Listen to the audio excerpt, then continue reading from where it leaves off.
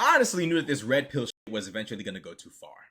I just didn't know how long it was going to take, but I knew the red pill shit would eventually go too far. You got, Rulu Tomasi talking about young men need to go get vasectomy so they don't mess up their lives before they become high value men. And now apparently you got this new podcast that's trying to be like the next Fresh and Fit, saying that women need to endure physically abusive relationships because it's better than divorcing. I don't know what is going on with the red pill, but we're going to go find out. Let's look at this. If there's someone that's very, very young and goes into a marriage and has kids when they're like 18, 19, 20, a year into the relationship, it gets really, really abusive. Even though it might be rare from what you guys think. It is.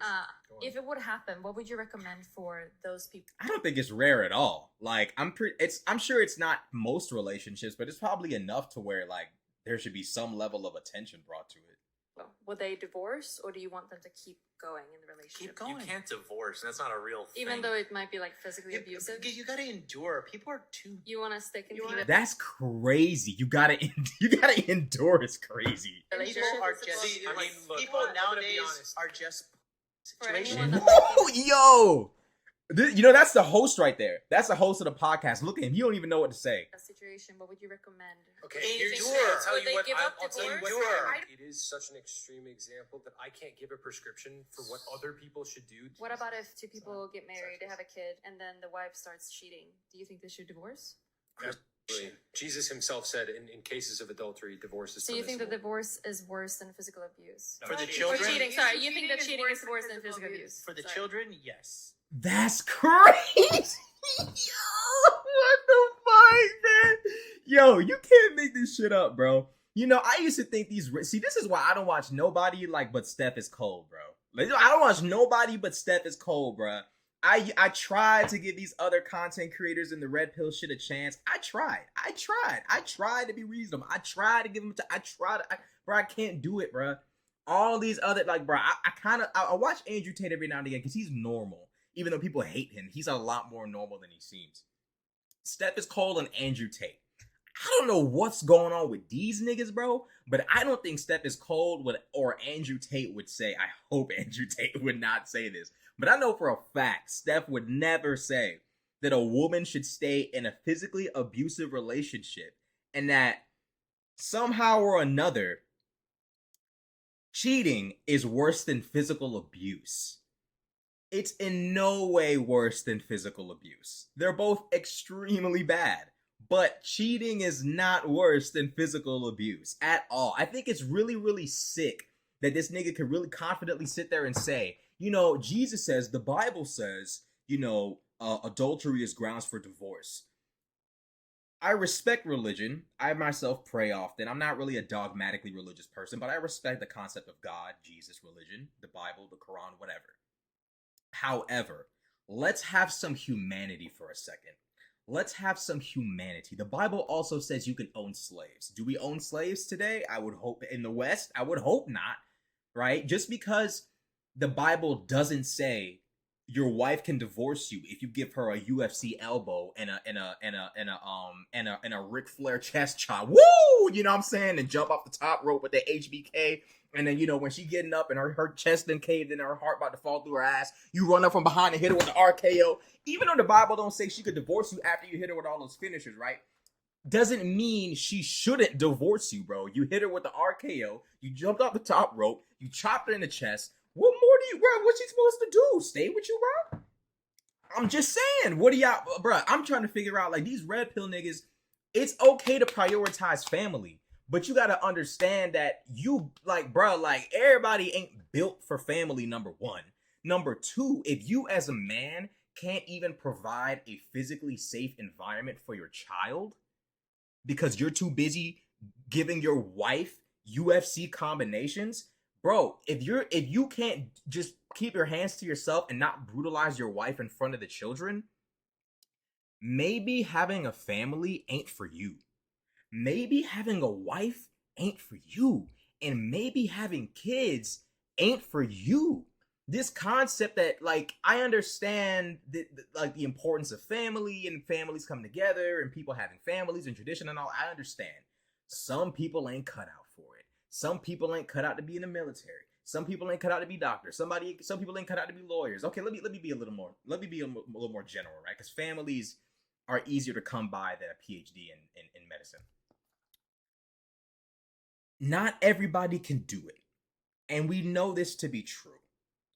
Should people try not to use divorce as the immediate solution for every single inconvenience in a relationship? Of course. But should you sit there and stay in an abusive relationship because divorce is somehow worse than physical abuse? I can't comprehend where this logic is coming from. Absolutely. No, I think I'm not going to say this is worse. Divorce is worse for the children. If there's someone that's Divorce is really not worse for the children in this scenario. And you know, like, here's my problem with a lot of these red pill guys. Is for you to sit there and say that abuse is somehow not grounds for divorce, but a woman cheating on a man is grounds for divorce. What you're advocating for, what you're promoting, is the hatred and abuse of women. What I was under the impression of with the red pills, that this is to help young men understand what women want in relationships and how to become more attractive to women and to become more physically fit, more mentally stable, more socially stable, more socially, mobile. That's what this was about. Now y'all are sitting there trying to justify abuse by sitting there saying that a woman cheating on her man is grounds for divorce, but a man beating on the kids is not. Then y'all go on to sit there and say that divorce is horrible for the kids, but abuse against your wife is not.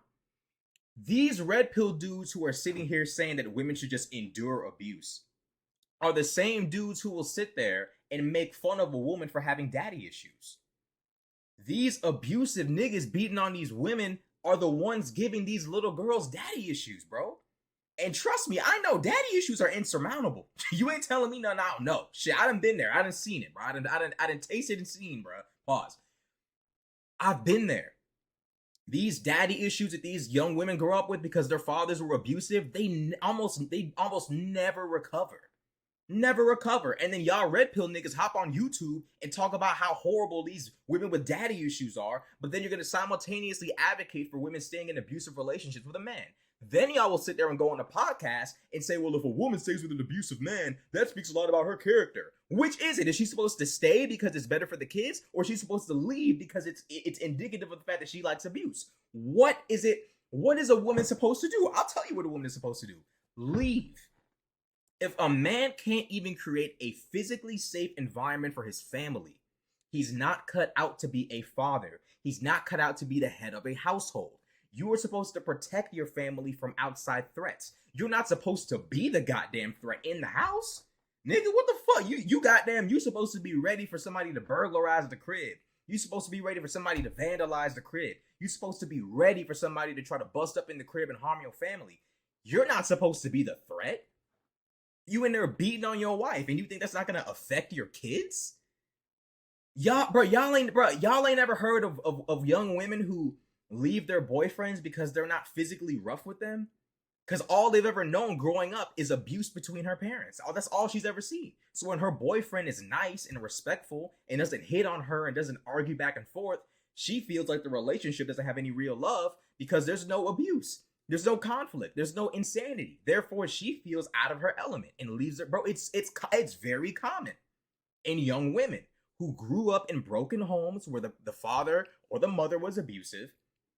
And when they're dating, they have a hard time accepting a partner who's not abusive because they've been conditioned to believe that love looks like chaos. Then y'all gonna sit there and make podcast episodes talking about young men stay away from women with daddy issues. How the fuck y'all think they get into daddy issues? From these ain't shit niggas, bro. Stay away from young women that whose fathers beat on them and beat on their mom. How the fuck the father's gonna do that if the mom leaves, the fathers can't abuse? I'm trying to bro, y'all gotta use your have some humanity, please. I understand the goal is to help young men. I understand the goal is to restore the balance of family and family values.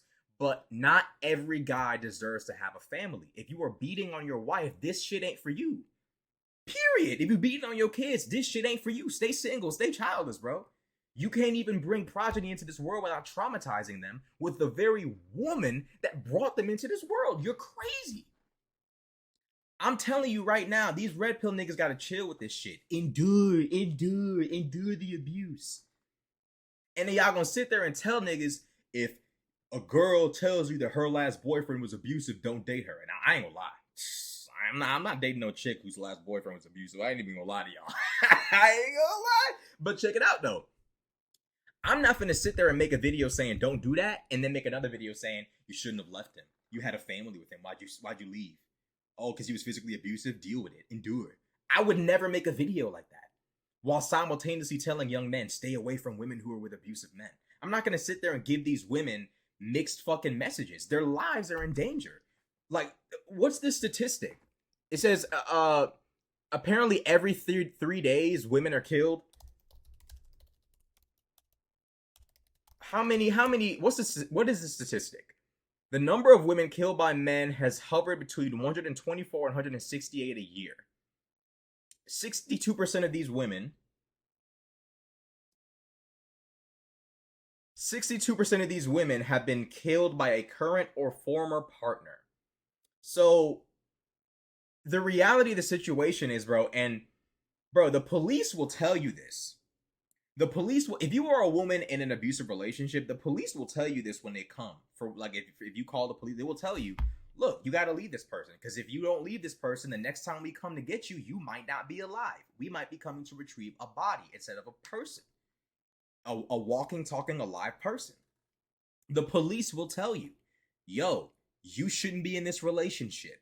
You should not be here. You should not be enduring.